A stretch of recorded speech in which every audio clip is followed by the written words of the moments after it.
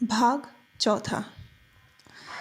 बरसों से छोड़ा हुआ जमींदार का घर विलास की देखरेख में सुधारा जाने लगा। वह सारा अद्भुत सामान बैलगाड़ियों में लदकर कलकत्ता से रोजाना आने लगा, जिसे गांव वालों ने कभी देखा ही नहीं था। जमींदार की इकलौती बेटी अपने घर रहने आएगी, ये समाचार फैलते ही केवल कृष्णपुर ही नहीं, राधापुर, वज्रपुर, दिघरा आदि आसपास के 5-7 गांवों में भी हलचल मच गई। एक तो घर के निकट जमींदार का निवास हमेशा से ही लोगों को बुरा लगता रहा है। दूसरे जमींदार के गांव में न रहने का भी प्रजा को अभ्यास हो गया है, इसलिए उनके फिर से गांव में बसने की इच्छा सबको एक अन्याय और उत्पात सी लगी। मैनेजर रास बिहारी के कठोर शासन में उनके दुखों की यूं ही सीमा नहीं थी। अब जमींदार की लड़की के गांव लौटने के शुभ उपलक्ष्य में वहां कौन सा नया उपद्रव खड़ा होगा। बाजार, मैदान, घाट, हर स्थान पर अशुभ चिंता चर्चा का विषय बन गया। स्वर्गवासी बूढ़े जमींदार वनमाली जितने दिन जीवित रहे, उतने दिन दुख में भी सुख था। किसी तरह एक बार कलकत्ता में उनके पास पहुंच जाने पर निराश होकर लौटना नहीं पड़ता था। लेकिन जमींदार की बेटी की उम्र छोटी है और मिजाज गर्म है। रासबिहारी के लड़के के साथ विवाह का हल्ला भी गांव में फैल रहा है। वह मेमसाब ठहरी, मलिच है, इसलिए निकट भविष्य में ही रासबिहारी के पाजीपन की कल्पना करके किसी का मन सुखी नहीं रहा है। जनेऊधारी ब्राह्मणों के मन में भी नहीं और जनेऊ न पहनने वाले शूद्रों के मन में भी नहीं। इसी भय और चिंता में बरसात बीत गई। सर्दी के आरंभ में ही एक मधुर प्रभात में 2 घोड़ों की खुली फिटन में चढ़कर तरुणी जमींदार कन्या सैकड़ों नर नारियों के भय और कौतूहल भरी नज़रों के बीच हुगली स्टेशन से पुरखों के पुराने निवास स्थान में पहुंच गई। बंगाली कन्या है, 18-19 वर्ष पार हो गए हैं, लेकिन विवाह नहीं हुआ। खुल्लम खुल्ला जूते मौजे पहनती है, खाद अखाद का विचार नहीं करती आदि निंदा गांव वाले एकांत में करने लगे और एक एक 2-2 करके जमींदार का नजराना लेकर आने लगे। 5-6 दिन के बाद एक दिन सवेरे जब विजया चाय पीकर नीचे की बैठक के कमरे में विलास बाबू के साथ जमीन जायदाद के संबंध में बातचीत कर रही थी, एक नौकर ने आकर कहा, एक सज्जन मिलना चाहते हैं। विजया ने कहा, यही लिवा लाओ। इधर कुछ दिनों से प्रजा के छोटे बड़े लोग नजराना लेकर जब तब आते रहते थे, इसलिए उसने कोई विचार नहीं किया। लेकिन जैसे ही नौकर के पीछे आने वाले सज्जन पर नज़र पड़ी, विजया विस्मित हो गई। उसकी उम्र अनुमान से 24-25 वर्ष की होगी, लंबा ढीला ढौल, लेकिन उस हिसाब से हृष्ट पुष्ट नहीं, दुबला पतला, रंग गोरा था, दाढ़ी मूछें बनी थी, पैरों में चट्टियाँ थी, बदन पर कुर्ता नहीं था। एक मोटी चादर थी जिसके झरोके से जनेऊ के धागे दिखाई दे रहे थे। साधारण नमस्कार करके वह एक कुर्सी खींचकर बैठ गया।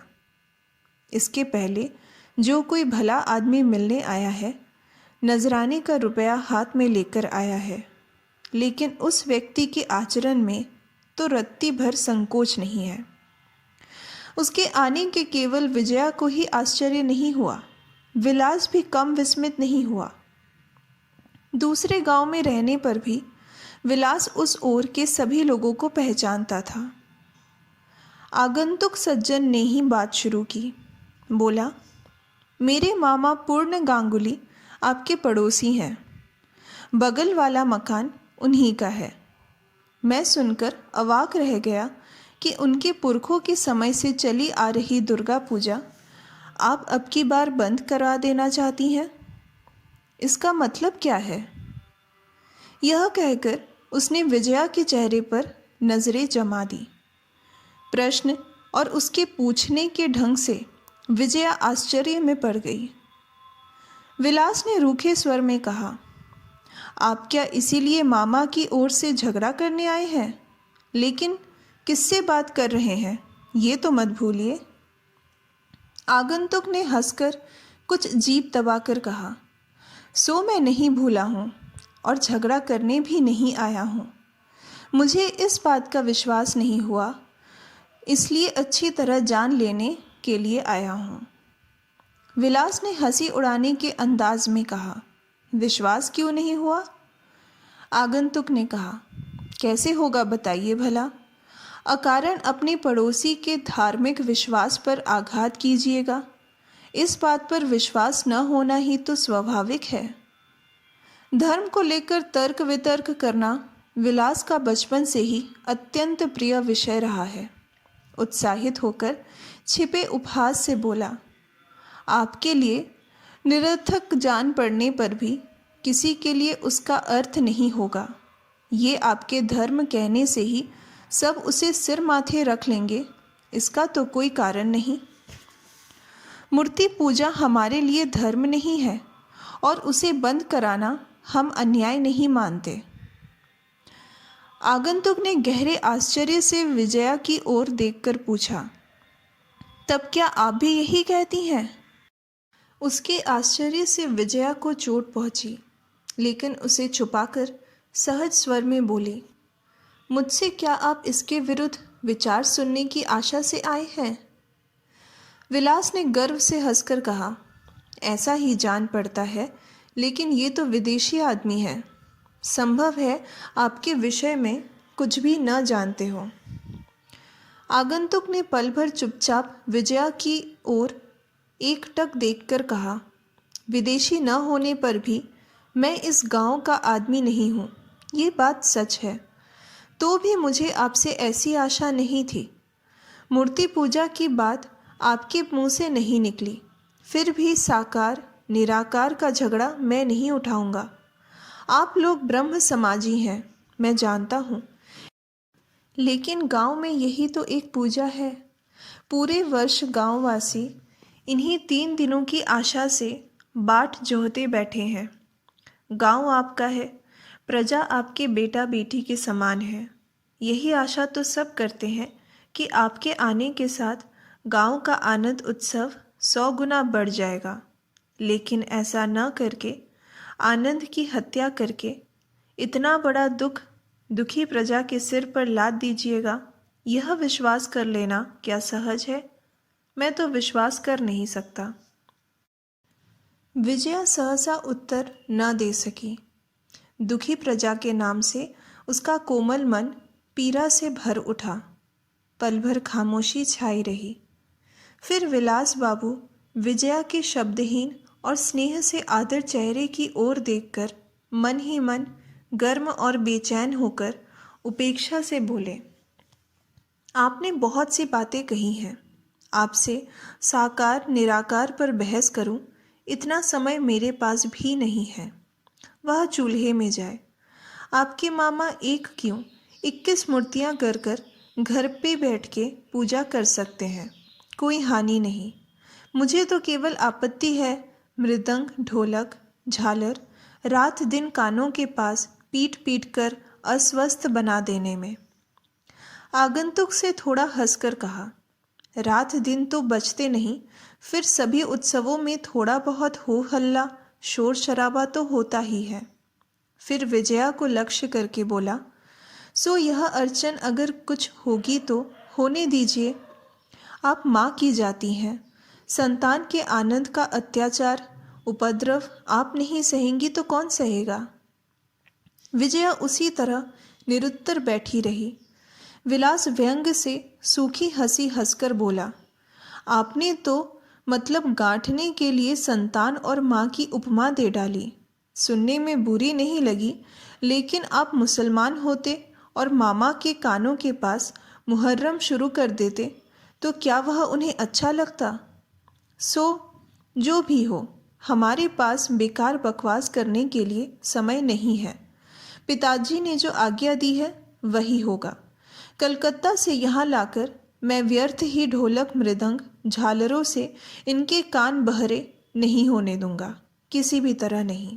उसके ओछे व्यंग और अधिक बिगड़ उठने के कारण आगंतुक की आंखों की चमक बढ़ गई। उसने विलास की ओर आंखें उठाकर कहा, मुझे पता नहीं आपके पिता कौन है और उन्हें मनाही करने का क्या अधिकार है, लेकिन आपने मुहर्रम की जो उपमा दे डाली, सो अगर कि रोशन चौकी न होकर मुसलमानों के ढोल ताशे होते तो क्या आप उन्हें इस तरह रोक सकते?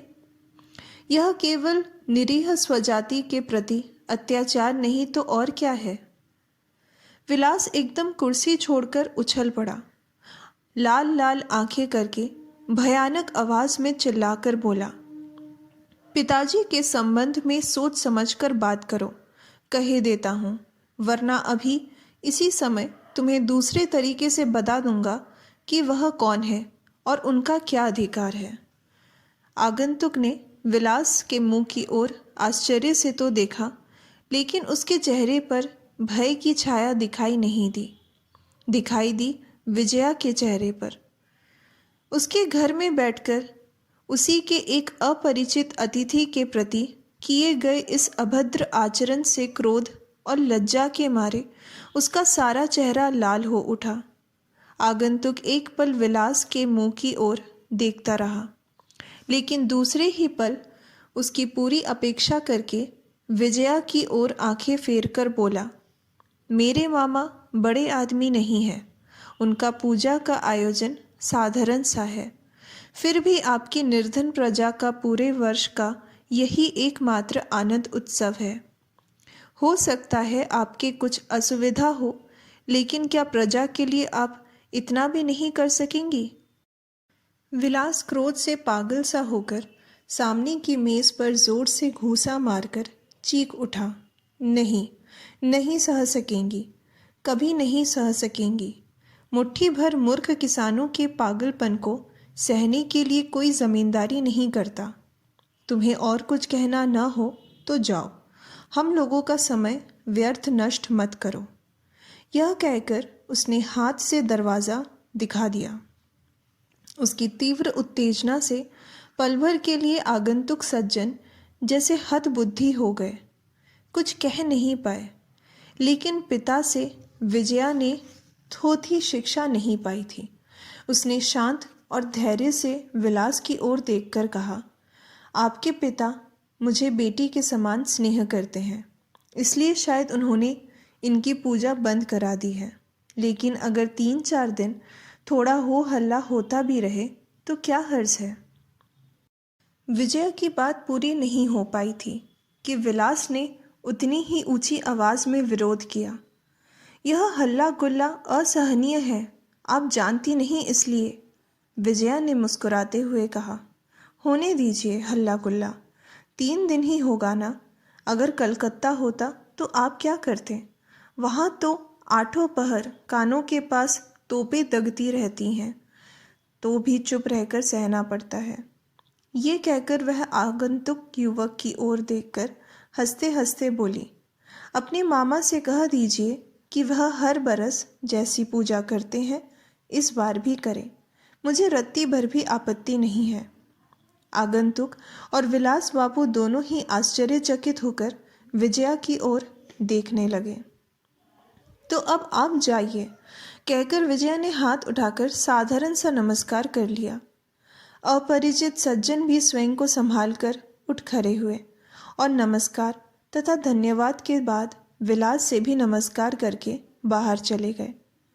क्रोध के मारे विलास ने दूसरी ओर आंखें फिराकर उसे अस्वीकार कर दिया, लेकिन विजया और विलास जान नहीं पाए कि वह अपरिचित युवक ही उस सर्वाधिक मुख्य आसामी जगदीश का बेटा है।